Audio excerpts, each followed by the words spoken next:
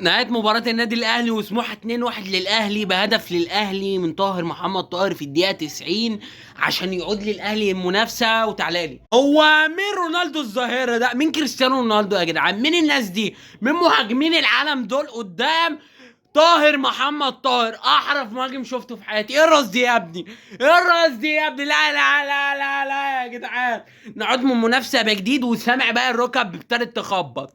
طبعا زي كل مره، لا شكل ولا اداء ولا اي حاجه يا مستر تروب.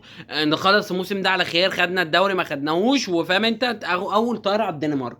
لا حول ولا قوة الا بالله. ايه اللي حصل ده؟ في ايه؟ مالك يا محمد يا شريف؟ اللي عايز يعرف ايه ده كعب ب 100 مليون جنيه.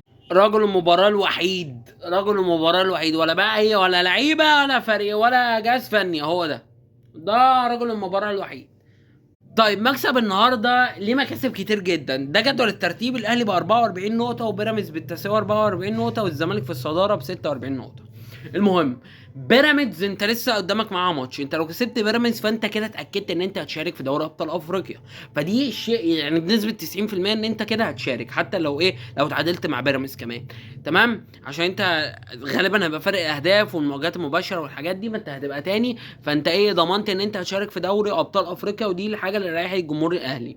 تاني حاجه، ان الزمالك لسه قدامه ماتش مع بيراميدز، ولسه قدامه ماتش معاك. الزمالك لو اتعادل ماتش وانت كسبت الماتش بتاعك، او لو انت كسبت كل الماتشات الجايه، انت خدت الدوري.